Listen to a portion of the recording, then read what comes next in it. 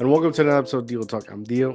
Let's talk. My guest of the evening is the owner of Cedar Press Proofreading. Ladies and gentlemen, give a warm welcome to Jon Clemence. Welcome to the show, man. How are you? Hey man, I'm doing great, Deal. Thanks for having me on today. Oh man, it's an honor having you here. I've been reading some of your information, what you're doing, which is amazing. I wish I had somebody like you on my team, just correcting me on my awful grammar. Uh, but yeah, man, what's going on? Talk to me. Man, you know what I did today was I worked on a bunch of ads. So that's one of the things I do. I work with clients that need maybe they need an ad written for their newsletter. And so we work with sponsors, we work with writers, and I come up with some amazing copy that's hopefully going to connect with people and get them to click on that link and buy the thing. So that's what I was doing a bunch of today. Nice, nice. What inspired you? How did you get into this? Are you a fan of writing? Yeah, so so I've just learned to accept the fact that I'm a nerd and kind of like lean into it, right?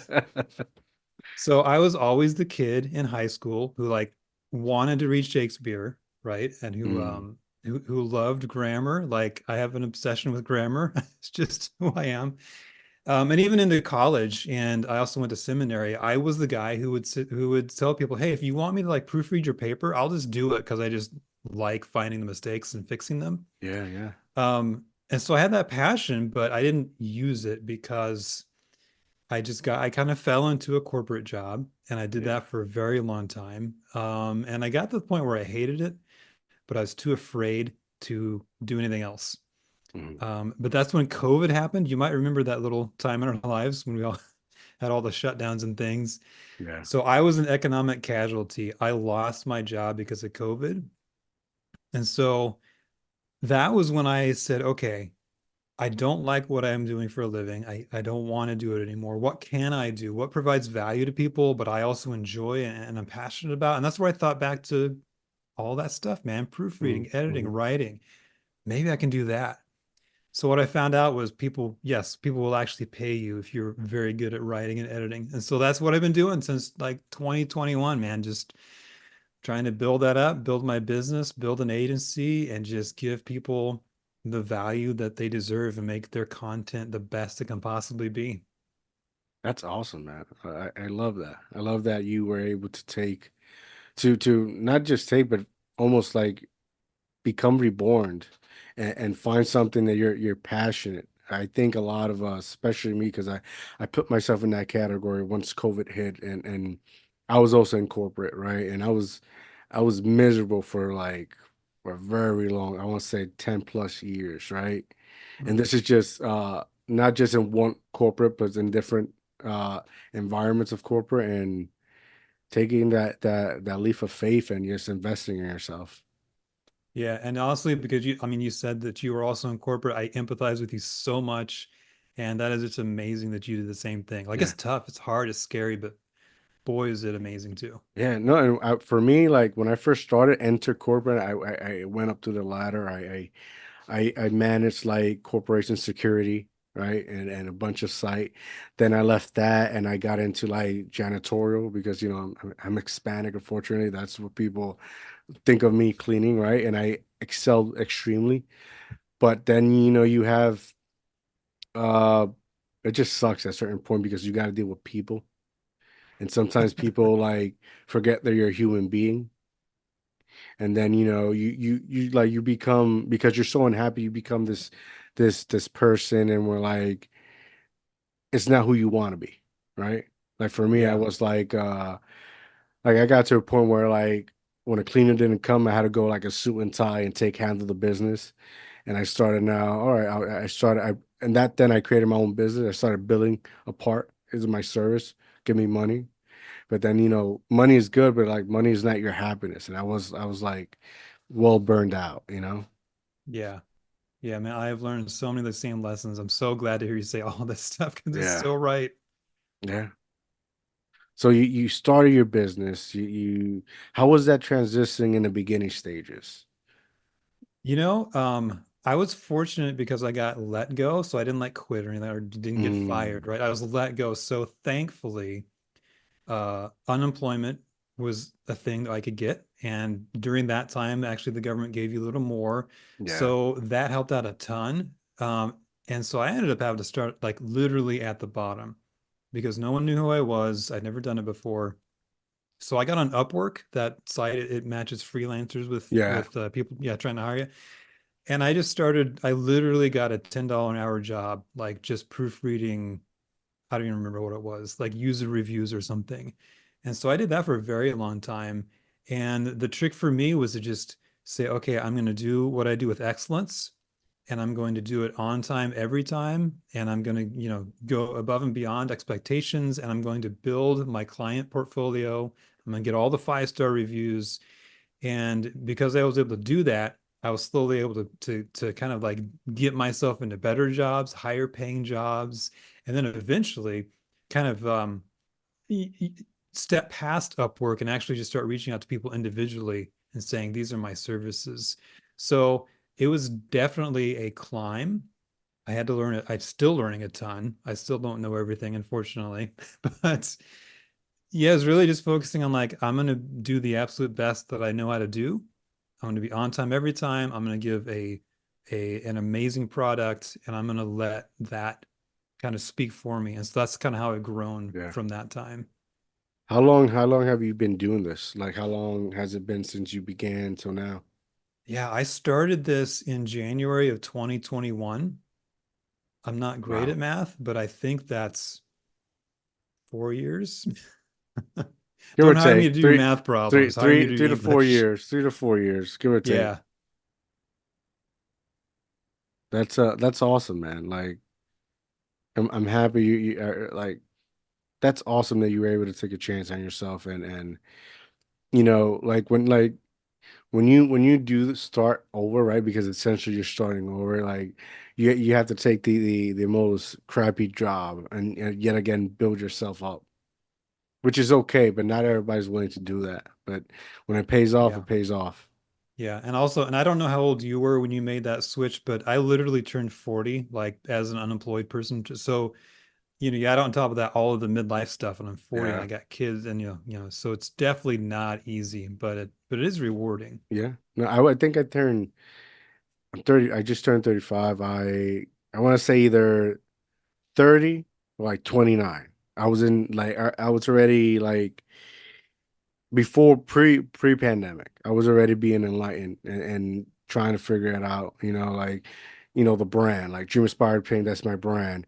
And I first started as like a clothing and apparel. This is where I alongside my wife, I said, okay, nobody knows my brand. How can I make money? Right. So I took the machinery I invested and I started charging people to get their like you want shirt printed and making money that way. And then I think a year, 2 years later, I knew I always wanted to do like something in radio. Like growing up as a child, I loved listening to the radio and the certain conversations that we're having. Much different now than what they're having now. So I always wanted to do a podcast, and I kept postponing it because I thought like I have to have this and this and this and this, and like I'm going on 4 years later. All I needed was like a $40 mic that now costs 70, right? Good lighting from like what is it, below five, whatever you buy it, and a free subscription of Zoom. And 4 years later, two awards, best podcast slash radio. I'm here. I am talking to you, and I Oh just had to man, do it. I just had to that do it. is exactly how you do it, man. You just gotta get started. I was just talking with my wife about that today. It's just you gotta just don't wait for it to be perfect, and that's never gonna be perfect. Just start. How's your clientele now that you've been 3, 4 years in? Like, is it easy now to get a potential client than when you first started? No, it's still difficult. Um, and I think so like I don't know anything about like your how you get clients or what you do, but for me, like especially this summer, we were dealing with inflation, which we're Mm, still dealing with. yes, We're dealing with the uncertainty of a presidential election. yes. We're dealing with the rise of AI, and nobody knows what's happening with that. So there's all these factors that are honestly outside of my control that just make it that much tougher Hmm. to reach out and to find and connect with people. Hmm. But that's why I do things like come on your show, and that's why I do things like, Hmm. a newsletter. Like there's things that I can control and that I can do more of and do better at those things over time. So yeah, I wish I could sit here and tell you that it's super easy to get clients. Unfortunately, it's not. It's a But hustle. I am, yeah, it is a hustle, but I'm super appreciative of the ones I have because they're amazing. And I'm super appreciative of the ones I'm going to have because I know that those are the kinds of people who value excellence, and that's the Hmm. kind of people that I want to partner with. Yeah. No, no, man, I get it. I get it. Like, that's one of the things, like, um, my son's 7. I want to say like 5 years ago. I took a course in Google Coursera, Mhm, right? yeah. And educated myself and became like a journalist, right? So I consider myself as a journalist, and I I've always wanted to write, but like I have this thing, and we're like, I don't really have a like I when it comes to words, I remember them as pictures. I don't remember them as like don't ask me to sit there and spell something I can't. Like something with my mind, something as a kid, right? And then I can't remember, like I see the picture, but don't ask me for a long word because it's not gonna happen. It's like very short. It's hard to describe. Now as I'm older, I'm able to describe it, but that's how my mind works. So I said like I one day I would like to sit down and write, but my grammar's horrible, right? Because growing up in Puerto Rico between English and Spanish, right? And I said, I want to become a journalist, but I want to talk to people. I don't want it to be like CNN. I just want to talk to them. I want to see what they're doing, how they're figuring things out, right?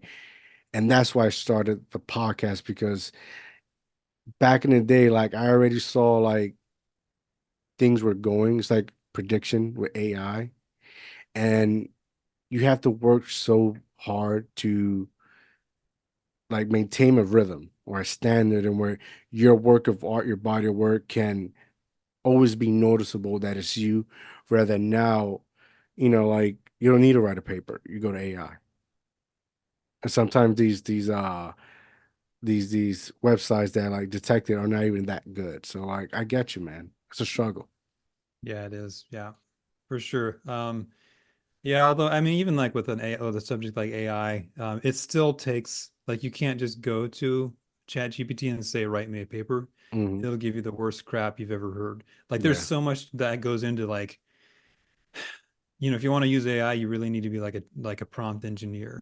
And if Yeah. you want AI to write like you already have to have a style, like you said, that sets you apart. Hmm. Then you can train it and then it'll get close to what you would write. Hmm. But the idea, and this is what I battle against, is this idea that, well, this is AI is just a cheat code. I can Yeah. just go there and it'll just do everything for me. Like that's not what it does. That is not what it does at all. It can help, absolutely, but to think of it as a cheat code, I think it's harmful. And again, like you said, it makes it harder for those of us trying to write good content Hmm. that resonates, to stand out from the crowd. So I totally get you on that. No, especially like, in a world like one thing that a lot of individuals don't understand is that like before AI, we come for a pre-blogging society. And we're like, blog at one point was like the next big thing. That's how we're gonna monetize and work from home, which is essentially how individuals like ads. That's how you get paid through ads, clickbait, Mhm. right?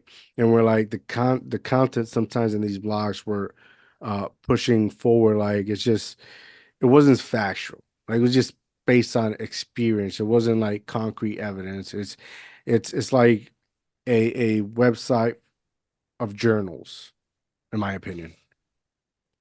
Yeah, and as it like it, so like I work with businesses, so that's super important, right? We Hmm. want to definitely you can actually want to have a balance, in my opinion. You want to have the facts and the data, but you also want to have the experiences. Because Hmm. one thing you talk about coming from a pre-blogging society, right? Like Yeah, think about human beings a couple 10,000 years ago, 100,000, however far back you want to go, right? yeah. We're sitting around a campfire, we're telling stories. Like that's what resonates. So like just a tip for your listeners or you or whoever, right? Like if you can work your personal story into your brand, which I'm positive you've done, all right, that's going to reach people. So, and that's something that again, the AI can't do for you. You have to do that yourself. Yeah. Yeah, I agree. Now, like when you like when a potential client approaches you, what is that conversation like? What do you how does it go? Like what do you depending on what they request, that's what you offer? Everything Yeah, because I know everything's yeah. very customizable. Yeah. So basically the way you can look at it is if it has to do with words, I can do it. So Mm, whether it's writing, editing, copywriting, there's all kinds of things that go into that. Um, so maybe you have an idea for a blog or a newsletter or a book, and you're like, well, I've got this first draft down, but I know my grammar sucks. hmm. Like we can fix that. We can go in there and that's no problem. Or maybe you're like, dude, I've got all these ideas, but I don't have the time to write them. I just need time. Yeah. Well, offload it to us and we can do that for you. So that's kind of how my conversations go too. I try not to be like the high pressure sales tactic guy. I don't like it Yeah. when people do that to me, so I don't want to do that to people. But like if you go to my website, you can book a call, and honestly, we'll sit down and have a conversation just like you and I are having. And I'll just be like, "Hey man, what you got? What do you need help with? What are your goals, right?" And if I can help, okay, well, here's how I can help. Here's my rates. What do you think? You want to try a test piece? Like Yeah. it doesn't have to be anything more than that. Yeah. Was like is there something in particular that like when you find a client that it's like something you stumbled upon that keeps occurring, like always something that you know that's or in your trajectory doing this, like something that you keep stumbling upon that majority of clients need? Yeah, there's a few things I can pick. I'll pick one of them. So, and this could actually apply for really any kind of content, whether you focus on newsletters or whether you focus on blogging or even social media. There's one of the big things is formatting, and it sounds so pedantic, like I'm just a complete nerd, but it's Hmm. actually super important. Um, and the reasons you have to remember a couple things. Number one, people are looking at your content on a screen. So that's different than a page. That's different than like right in front of you. And most people, that screen is their phone. So Hmm. there's something very important to know about that is if you've ever gone to a website or tried to read a social media post on your phone and it's just a giant wall of text, I don't know about you, but like I'm done. Like I can't read that. I'm Yeah, not I gonna read guess. Yeah. that. Yeah. I thought people send me emails that are like, you know, just this giant wall of text. I'm just like, well, I'm not reading that. I don't know what that email says. I guess I'm never gonna know because like I'm just not gonna do that. So a super simple thing that I see all the time is just making your sentences and paragraphs shorter. It can really be that easy. Just, you've got a wall of text, so every two sentences, hit the return key a couple times. Hmm. And that's going to break up that text. It's going to allow people on their phones a much easier time reading what you're trying to say. And even for people who are just kind of skimming, they're going to be able to kind of pick up the highlights better. So, like, that's one of those things you don't even think about it. You just Hmm. start writing. But someone like me who's in tune with how this whole thing works, like Yeah. Yeah. that's a super important component that a ton of people miss. No, yeah, I agree. It happens to me all the time when I get emails and like when I ask people to like trying to get on the show, right? And ask them, tell me a little bit about you, what you're doing to get a image and how, because it's like for me a lot of times like I want to almost imagine how the conversation is gonna go, right? And then I feel like sometimes they just copy and paste. Like they'll take whatever's on their website, and it's a lot, and it's a lot. And sometimes I'm like, okay, I'll just read this later. And that's why sometimes some of them will see me responding like at 2, 3 o'clock in the morning when I'm still up or my son doesn't want to go to sleep. But yeah, I get it. It's so much volume and truth of what you're saying. Yeah, I like how you responded to. You're like, man, that's a lot. I'm gonna put that to the side. Yeah, That's yeah. not what you want people doing with your branded material, Yeah, right? yeah, yeah. And it's a lot like I subscribe to the New York Times, right? And recently I learned they have an app, but basically the same thing, but now it's audio. But the thing is, like, I'm an Android user, so I can't use it. It's only on iPhone, right? But like, even your our form of information is changing. What's more convenient? What's more easier? And because a lot of times you're reading these articles, it's like exactly how you're describing it is just whoa, overwhelming. Yeah. Overwhelming is a good word to use, especially for like content, because that's exactly what it is. Hmm. Another tip I'll just share real quick, just so your listeners can get that value is if you want to stand out from the overwhelming amount of content, think about your first sentence or first paragraph and make it something that sticks. Mm. Have that hook, whether it's a personal story or some kind of contrary statement. Those work super well. So like if I started a social media post like on LinkedIn with don't use AI if you want to get results, Mm. people are going to stop because they're going to wait a second. I thought we were supposed to use AI. What is this Yes. guy talking about? Right. That doesn't mean that I'm going to argue against it. It just means I'm using that as a jumping off point to get your attention to go into some nuance and detail about, use it this way, don't use it Hmm. that way. But anytime you can have that hook, again, this works for newsletters, blogs, social media, anything. That's going to help you stand out from that overwhelming amount of content that's just out there Yeah. every single day. And that's going to hook people. I would highly encourage just start thinking about it from that perspective. How can I hook people? How can I stand out in that sea of Yeah. of everything? A great title. A great title is everything. Yeah, yeah. Like I don't know now, but like I remember growing up, like the title and the cover of the film, like when you're watching a movie or you're like back in the day when I was a kid, I would go into the video stores, right? Damn. That's Yeah, old, right? Blockbuster, Right? yeah. And you'll the two things that will call your attention if the name was cool or the art, whatever the covers are, was cool. If it's not cool, it doesn't call your attention, and it could be a great movie. So it's like it falls under that category, like eye catching. So I get 100% what you're saying. Yeah, and that's human psychology, and that doesn't change no matter what technology is, right? Yeah. That's just being a human. So always works. It was crazy because I returned to college and I'm like taking this war literature class, and you're reminding me of like everything we're doing in the semester, which is big taglines and how to break down the sentences and whatnot. Like I just want to ask, have you ever thought about getting to like starting a media company or media news company? Because essentially for that, like you have all the components. You have the editorial, the grammar, but also like you understand ads.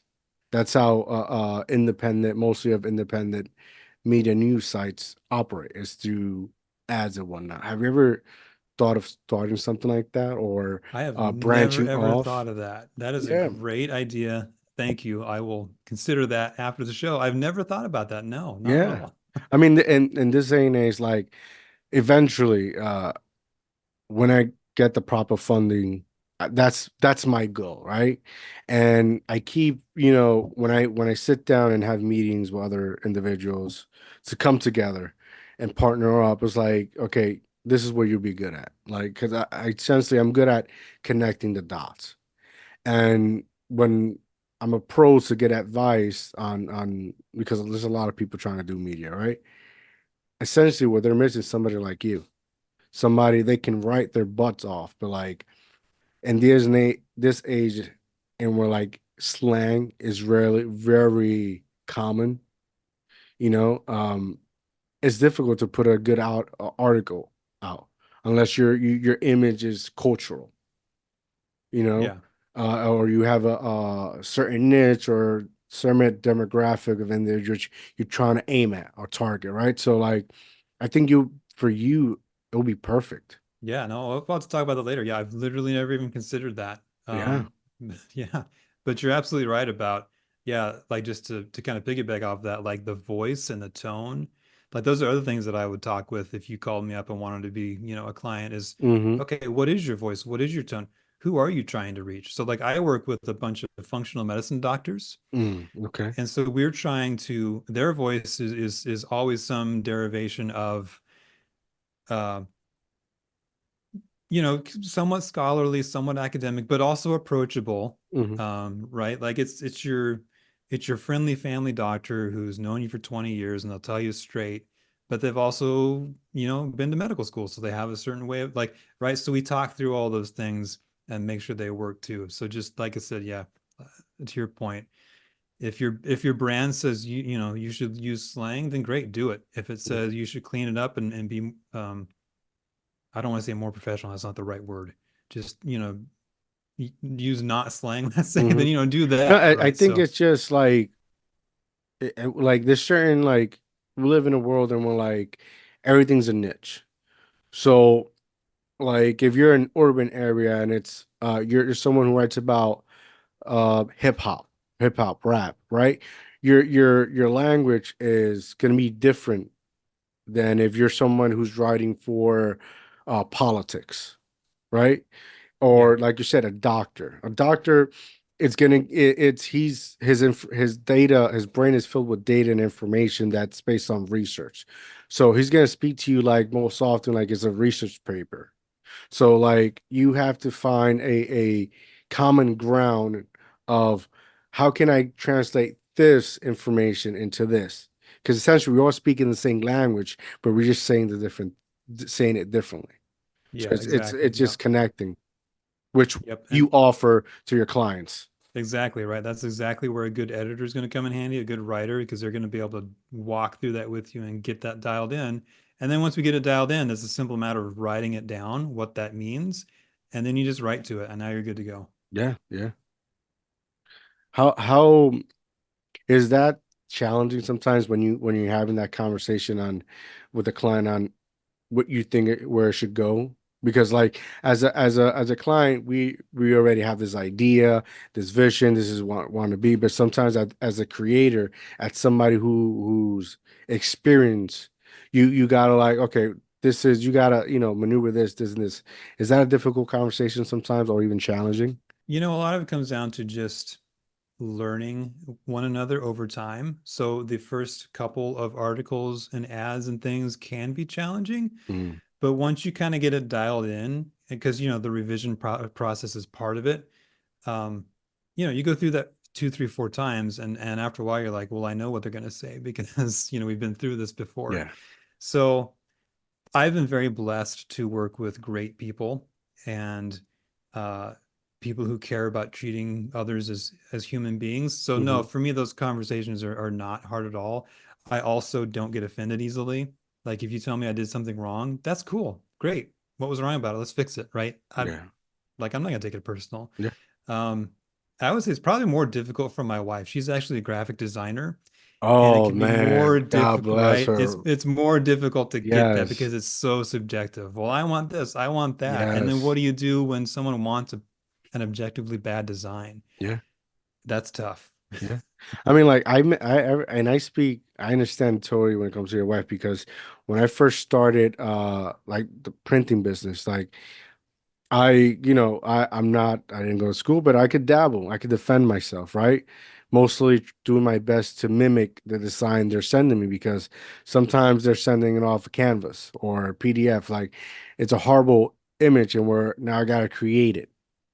And we're like, or taking they just want a design. And I'm like, no, it's too much work. I can't. It's too much pressure. So I get it. Yeah. What are the how do I say this?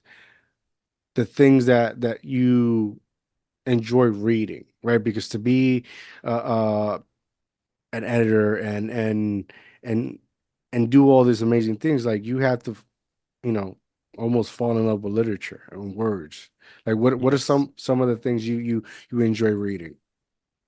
Well, in the past, say 5 or 10 years or so, I've really gotten into science fiction. So I've read Mm, almost all of Isaac Asimov's science fiction books, not any of his other thousands of books.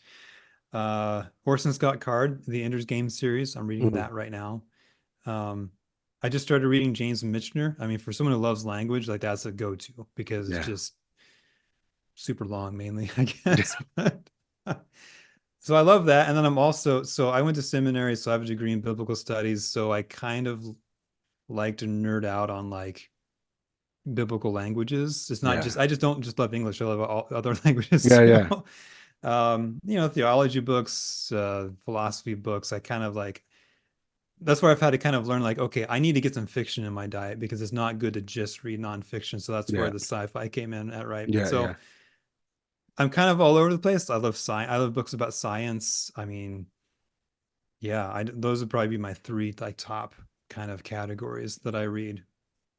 Very informative, very awesome. Do you like comics? Okay, so I have read a couple of comics. I read two Superman comics that I really enjoyed. Mm, The Death of Superman yes. and I think it's called Red Sun, where he crash lands in the Soviet Union instead of Kansas, like it's an Yes. alternate When history like one. Batman is like Russian. Yeah. Good So I story. read those two and I really enjoyed both of them. So that's where I'm at with comic books right now. Uh, Man, I love comics because that's how, like for me as a kid, that's how it got me into reading books. Because you want like a comic book, it has an image that shows an adventure, but has words. And you need like to not everyone has the capability of jumping in a book and reading words. Sometimes we need to feed the vision in order to give proteins to the brain. And it helped me fluctuate to now reading books that, just words. And I tried that with my wife's grandson. And after I did that, him reading a book with a bunch of words, he can now indulge in the reading aspect of it. Hey man, that's awesome. You know, my daughter did kind of the same thing. Yeah, she started with graphic novels, and then this summer she just, you know, graduated to books, and now she reads all the Yeah. time. So yeah, I totally get it. I'm currently reading what's it called? Talking to Strangers. Uh what's his name? Matt Gladwell. I have it right there. That's why. um that and Bullshit Jobs by this British guy. Which is essentially how he breaks down bullshit jobs. Nice. But it's good. So you've been doing it for 3 years. Have you ever thought about tutoring or teaching? Yes, and in fact, that's kind of part of the reason that I started my agency. So Okay. I got to a point where I was having to say no to people because I just only have so many hours in the day. So that's a bad business plan. So I realized that. And so I happened to have a couple of friends who wanted to do what I did and learn about it and kind of get up to speed, but maybe didn't want to like do the whole client acquisition thing. So that's why I started my agency. And yeah, that's part of it is when I have, you have a team member working on something, I want to be able to be there to coach them, to kind of guide them, to show them the ropes. So yeah, to me, that's a big piece of it is doing that. I've also even started a website. It's called Proofreading University. If you want to Oh, learn how to do nice. what I do, I've tried to like do a brain dump over there where you can just, it's free. You can just like, just read and there's even some YouTube videos I've done. Just learn. So that's available as well. That's awesome. I'm definitely gonna check that out. God knows I Yeah. need it. Um, so do you have like if I were to ask you right now or a client, potential client, do you have a list of things you offer that you can if you tell a little bit to the listeners and viewers? Yeah, so I do. If you go on my website, you can see a list of things we offer. So it starts out at the bottom level with proofreading. So that's where you have a piece of content that's for the most part shaped the way you want it to shape. It's formatted the way you want it to format it, but you need someone to go in and find all the grammar mistakes, all the spelling mistakes, all the punctuation. That's basic proofreading. The next level up would be copy editing. And so that's where you're going just a little bit above and you're saying, okay, this sentence probably needs to be rewritten, or like, it may include some formatting as well. So from a business perspective, and I work with businesses, that's just one and the same. We just do Hmm. all of it. And so proofreading, copy editing, that's kind of like just the same thing for us as far as we care. The next level up from that would be something like copywriting, where we would, oh, I need some ads written. I need maybe some social media posts written or something like that. So that would be more like copywriting. So some small writing projects that need to be marketing based. And then up from there, we're talking about more like just ghostwriting, where Dio, you've got a blog that you want to start or a newsletter, but you don't want to do the work yourself. Mm, So we'll write it for you in your voice. You'll slap your name on it and it'll go out that way. So that's kind of the highest level. And then the other thing we do a little bit of, I haven't done a ton of, but we have the skill set to do it, is what's called developmental editing. So that's where if you have a book that's specific to books mm, and you've written your first draft and you want someone to come alongside you and make sure that the flow is what it should be, that all of the paragraphs make sense, that there's consistency throughout the book. Like that's called developmental editing, and that's something we can do as well. So mm, that's kind of the grand scheme of the things that we provide. mm. That's awesome. And yet still building, right? Yeah, So I was reading a little bit of the information you sent me, and you stated that when you're not doing this, you're playing in a band, right? that is true. Yes. So talk to me a little bit about that. I'm intrigued. Yeah, so I play actually I play at church in the worship band, which is not quite the same thing as being in a rock and roll band. There's a different setting, right? So I have always wanted to be in a band, like just a straight up rock and roll band. I didn't care if we just played bars. I didn't want to make money. I don't care about any of that stuff. Just want to get up there and play. But I had kids, man. I had a job. I have a wife. It's like I can't in my mind, right? I'm thinking I can't do I this, know. right? How many I know. times we say I can't? So anyway, one day I'm at worship practice and I'm talking to this new drummer I just met, and he's like, "Dude, you're pretty good at guitar. You ever thought about being in a band?" I said, "I don't know, man. Like, yes, but," and here's all the excuses I have in my brain. And he goes, "Well, I got a band and we need a guitar player. Why don't you just do it anyway?" Right? So I said, "Look, that's amazing. I'm totally interested. I have got to ask my wife because Yes, smart man. got to I do get it. that." Yeah. So I went home thinking my wife is going to say, "I don't want you, going out and then I got to deal with the kids. Like, I get it, but like, can you wait?" That's what I thought she'd say. I'm here to tell you, Dio, I could not even get the words out of my mouth before she was like, "You have to do that. That's a bucket list thing. You have to do that." So I love my wife. I'm glad I'm married to her because she's totally supportive. I'm So into yeah, I just that. started doing that, man. So we got a band. It's just a cover band. We just cover rock and roll tunes. We play at local bars. I play I play a Gibson SG through a Marshall. It's wonderful. It's amazing. I love it. I hope I can always do it. It's therapeutic. It totally is. I had the same conversation 2 or 3 years ago now that when I went to do jujitsu. I'm a big jujitsu guy. I haven't done it well because I can't afford it right now, but Yeah. one day I will. And man, I started doing that and it changed my life. I want to go back. I want to go back so bad. Like, it's therapeutic. And I thought she was gonna, same thought as a husband. She was like, "Oh man," but no, surprisingly, she's had that same energy as your wife did. Hey, go do it. You need to do this. And so I did until That's awesome. I tore my ACL in my first tournament. But that's Ooh, another that's story. yeah. I want to actually focus in because, like you said, you need to do it, and like that's not hyperbole. Like, Hmm. I am firmly convinced, especially with guys like us, people like us who are doing our own thing, running our own business. Like, man, I have to have something in my life that's giving to me because Hmm. I get, all my energy sucked out in all these different ways. So, like Yeah. for you, I totally agree, man. You like that's something you need. I Hmm. need to be in a band. I need to have Hmm. downtime. So I'm glad that you and your wife both like are on the same Yeah. page. That's so important. You know what's funny that I wish it's one of those things that I wish I knew back then what I know now. Like work in a corporate setting, despite of these leeches taking your life little by little, like it wouldn't be so bad if I had something I was looking forward to do. Like, besides, be a father, be a husband. Like those are things that are, wonderful. I love being a dad, I love being a husband, but yet that shouldn't define who you are. You also have to find, you as a man. Who are you? Like what's your sense of adventure? Like, and understand too, like kids are gonna grow up one day. They're gonna have their own lives. They're gonna have their girlfriends. They're gonna be teenagers. At one point, they're not gonna want to be with you. Like, oh, leave me alone. Like, and then you spend all your life devoted to your kids and like, what now? You know, like, and Yeah.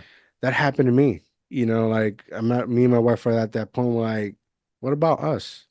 You know, we can have our moments together, but also we can have our moments. He has her thing, I have my thing, and that's okay.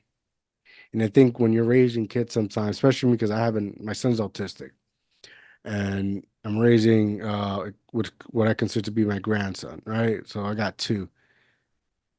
You forget who you are or who you were, you know? Like I think one of the most things I try to remember about myself and I constantly forget is that I was a kid once.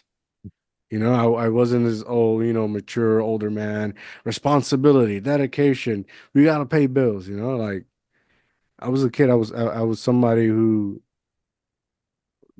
I like to play with my friends. You know, we need those outlet to give us life once in a while. Yeah. Yeah. And if I may say so, it sounds like you're very emotionally mature. And that's just, I know you've put a lot of work to get there. And so, Oh, man, that's yes. amazing. Keep spreading that. Keep Yeah, spreading man. that. I mean, you have to because sometimes, we as men, we're not the most chatterboxes, right? We don't know how to express yourself because majority of us are taught like, hey, just be quiet and no, be stoic, like Marcus Aurelius, be Yeah. stoic, right? And when we're asked, we don't know how to describe how we're feeling, you know, and that's very important. We need that, and for me, I think once I became a father, it's been, extremely difficult, uh, evolution for me. But once I became a dad, like I had to put myself in that predicament. Like I have to speak for me. I have to do better and communicate. And I'm somebody who off camera is like I love to curse. That's part of me. That's a regular thing in who I am. But there's always a better way, you know? And Yeah. to be able because I didn't grow up with a dad, so this for me is like I don't know where to start. I just know I have to start, right? And to teach my son and for he could always try to be a better version of himself is a tedious job, but it's worth it at the end. Oh, no doubt. And as far as being hard, I'll just say this. I've got a bunch of gray in my beard. I did not have that before I had children. So think there's a Hey, connection. mine just coming out, Mine is slowly but surely, but yeah, man.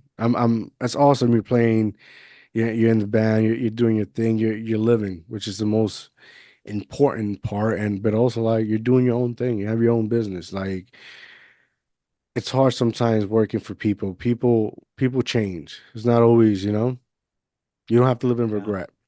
Yeah. I mean, it's hard owning your own business too. Like everything is hard. Like if you just Yes. accept that everything is hard, then you're like, well, I at least get to choose my hard. So Yeah. And what's crazy is that you're in a position that you can define if a company succeeds or not. Because I've said, man, I've literally talked to 100 different types of entrepreneur and music, dog walking, barbershop, CEOs, tech, and the most two important things about whether it makes or break their company is advertising, what you're doing, getting their bio, right? Just to yeah. get their bio straight, how to word that, and also financially, because you're 3 to 5 years, depending on what business you're in, that's gonna define where you're going if it's gonna succeed or not.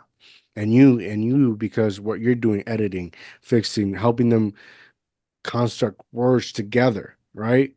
So that once it puts out there, people can read it, eye-catching, or inspire them. So you're in a very unique position because you can help a lot of businesses grow. Yeah. Yeah. Keep selling it, man. I appreciate it. Yeah. I'll take the No, free advertising. no, it's listen, I only when I speak experience. Like when I first started Dream Inspire Obtain, like my wife was asking me, what it's about? What is your message?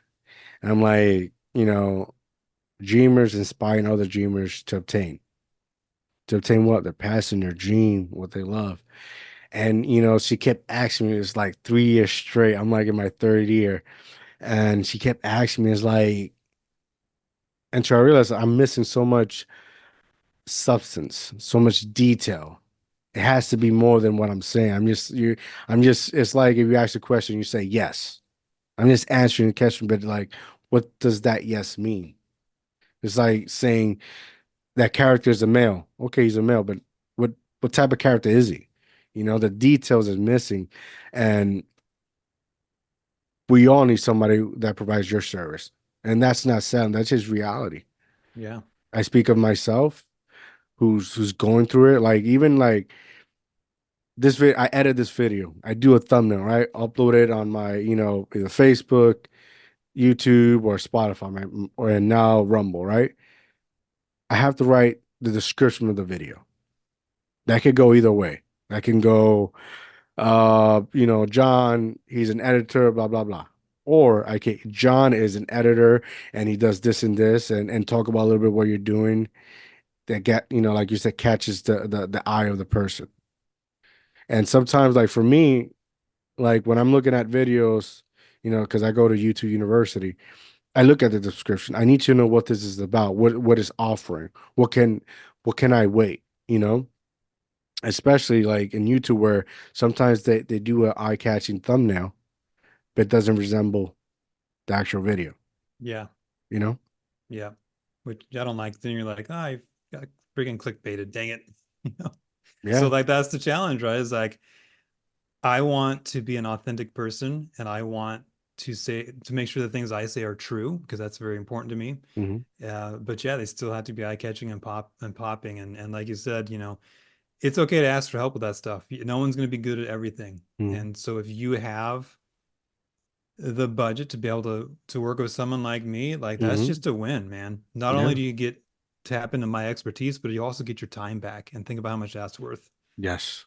Yes. And one of the things that clients, and I put myself in that category, is you got to pay the price. Nothing's negotiable. Like I remember as a business owner, like when it's time to quote a person to print teas, they want a discount. Like no, no negotiable. This is what it is. You want a good product, or you want something that just came from Alibaba that's about to break in three pieces Yeah, I and not mean, you even got to used, pay for right? quality. You got to pay for Exactly. quality. That's just anything. And Yeah, that's not negotiable. indeed. Yeah, I mean, I don't want to dog on like you can go to Fiverr or Upwork and hire somebody, and you might get a guy like me because I was there one time, Hmm. or you might not. Yeah. And so, what do you want to risk to do that? I don't Yeah. know, but you got to make those choices. Yeah. Absolutely. Absolutely. And stand, stand on your business, stand on business, because that's very important. You know, quality is gonna, quality, it sets aside your reputation. As a business owner, it's very important to like have a reputation, credibility. Like, example, this. I make myself known like when I'm in the camera and I'm the same person. When I'm out the camera, I'm different. I'm a little bit more realer. I'm gonna tell you how it is rather than what you want to hear, right? But it's authentic to me, and that's how your business to fluctuate. Like, and I'm in real estate. Sometimes, I see my wife. She has a licensed real estate agent, and she's 2 hours talking to client to get this deal. And sometimes that deal doesn't budge. We don't get it, right? Or we lose it. And when it's time to charge the client 5%. Now the law has changed and it's negotiable, but like 5%. Because like people don't understand, in order for you to business, you have to wear so many different hats. And to give a good quality and better than your competitor, you have to go through so many hoops. Learn a new thing that you were not supposed to, right? Offer a new thing you thought that people weren't asking. So it's a constant evolution. And what your worth and your credibility will set you aside than your competitors. Yeah, And I absolutely. That's guarantee that every exact. time. Yeah. I Yep. guarantee that I every mean, time. that's my history, man. That's the past 3.5 years for me. I'm sure it's the past, 10 for you, whatever. Yeah. learning all the things. I had no idea I would have to be an accountant and a bookkeeper and a marketer and a salesman. Like I just thought I would like edit stuff. Yeah, it'll Nope. be great. It'll be great. But it's so when it comes to the money, I'll leave that to my wife. When it comes to like if I'll get the client and I'll forward to her, she'll do the numbers. Because one thing I've learned, if you know somebody, I can't. If somebody that I know well wants to come to my business, I can't be the one attending him. I have to pass it on to my wife because our relationship, I don't want to ruin that relationship. And if I go and stand now on business, this is what I charge. This is going to be, and you're going to be like, oh, but you're my friend. I don't want to hear that. I got to pay bills. It's not impersonal, but I gotta, I want to give you the business. I know you want to give me the business, but that it can't be your way. And as an entrepreneur, sometimes it's going to be like that. But you know what? It is what it is. Yep, it is what it is. So have you ever written a script or a book or have ever thought of something like that? So I wrote a book to use as like a lead magnet to promote my business, and then I haven't done anything with it because I'm not sure that's the right book. But I did Mm, write it, but I don't think it may not match my goals. I gotta think about that. Um, I did write half of a novel, and I have, man, every time it's like I don't know if you heard of like NaNoWriMo, like the thing in November where you write 50,000 words. Every November that comes up, and I'm like, oh, I got this half finished book. So I do mm, need to finish that book. Um, Written a ton of blog posts, a ton of newsletters, uh, ton of sermons. It's like I said, I went to seminary, so I've done a lot of preaching, that kind of thing. nice, nice. But yes, I definitely would like to get more into the book writing. Maybe this is a hobby, Mm, just for fun. So that's maybe like a midterm or maybe a bucket list goal for me. mm. Yeah, it's always good to be curious and have learn new experience. I know a ton of individuals who has come on the show and said I just started writing, and then I put it together and boom, there's a book. Yeah. I mean, I it's mean, more it's easier not said that than done. easy. Yeah, Yeah. but it's a journey. Maybe you could write a book to help people with their grammar in a Yeah. simple way, and sell it to schools. Oh, there you go. Yeah. You But I know, do think you're exactly right that it is kind of terrifying and to think about writing a book. It's not as simple as sitting down and just writing, but it kind of is too, mm, right? I think the hardest part is getting for anything. Like I built my own guitar from scratch one time. nice. Now it's a terrible guitar. It's awful. Like you would never want to buy this guitar, but But I you build wanted to it. do it. Yeah. But you know what the hardest part was? The hardest part of that stupid guitar was getting over the fear of doing it. Mm, What preach, if I fail? What preach, if I don't? And so preach. I still have the guitar hanging up in my closet. I'm never getting rid of it because that is my physical object where I can look at it and go, A I reminder. overcame my fear. Yeah. Yeah. Same here. Same here. When I was born here, but I was raised in Puerto Rico, right? And when I came back in 2010, I because I have lived my life majority over there, went to school. Mind you, Spanish was way much easier than English. And, I could say a word and it's written like that. In English, sometimes you got a word that has so many letters, like, how do you know it was there? But I have this thick accent, and people used to torment me about my accent. And then, years later, I uh I got married, had a kid, settled down. And I, one of the things that worried me about starting this is like about my accent. But then again, like I said, and I just did it. You Yeah. know, I tell my kids all the time, like, in order to be, courageous or brave, you got to understand what fear is. And once you understand that, everything else is easy because you'll ship it away. And sometimes, you got to make a mess. It's like a business owner. You don't know. You could go to school, you could learn numbers, you could learn all this crap they give you, but until actually you do it and utilize it, you don't know. You got to make a mess.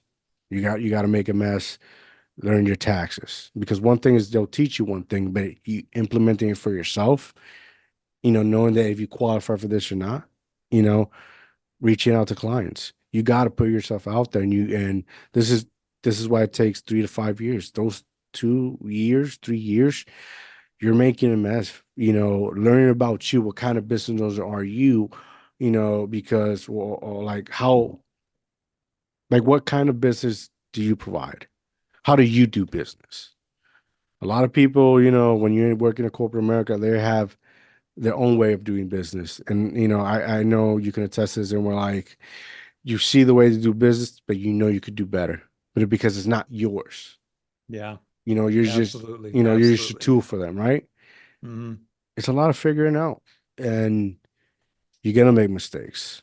You're gonna probably get in debt. You're probably gonna lose money. But how would you know if you never done it before? Yeah, my wife and I literally talked about this morning on the way to Costco. Just having grace, forgiving yourself. Exactly what you said. I've never done this before. Of course, I'm going to mess it up, right? Yes. And just being okay with that. Like she and I are both perfectionists, right? We strive to this high level of quality. And then what happens? You turn around and forgive other people because you have grace for them, and then you don't have any grace for you. So Mm, we're trying to learn that. yeah. So No, every man, preach it, dude, preach yeah. it. It's hard to look inwards, you know? It's hard to look inwards, man. But one thing I try to do preach, and something I just learned recently in this couple of years, is that nothing's perfect, and what's imperfect is actually the perfection.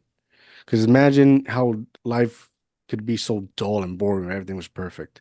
We need those humps, we need those up and downs. You know, if you look at somebody who has never lost, their story kind of sucks. All they do is win. There's no climax. But you go out and you work, you bust your tail, and when you finally get something, it's that moment, it's worth more than anything because you Oh yeah, did that. for That sure. same Yep.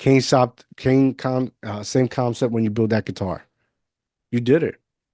It wasn't perfect, yeah, but maybe the next one is. Yeah, But next one will be better. yeah, That's that's okay. That's how how you grow. yeah, that's how generally being an entrepreneur is when you're doing things yourself.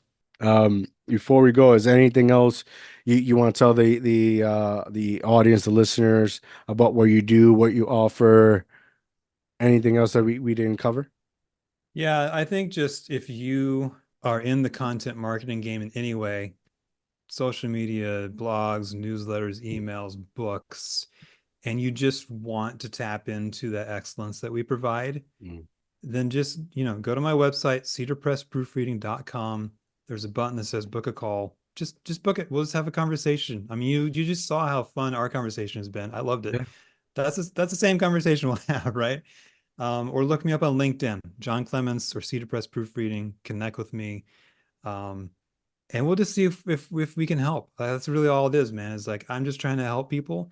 And so if you value excellence and you have the budget to be able to kind of take that off of your plate and let an expert handle it, then man, let's talk.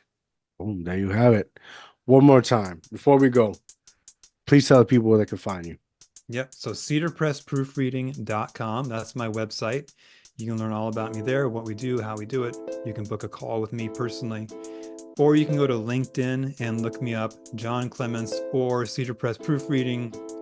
You can follow me, you can send me a connect, just reach out and you can get a hold of me that way too. Boom, there you have it, ladies and gentlemen. Make sure you go follow him. Make sure you go support him. And I know desperately you need his help. So reach out. Reach out. Get your brand up. Get your ads up. Get your blog up. Whatever you need, make sure to go reach him out. And make sure you like and subscribe our YouTube channel, DIOTALK TV. Go follow me on Facebook, Diomar King Diaz. Follow me on Instagram, Mr. Dreams by Obtain. I'm out, guys. Have a good night.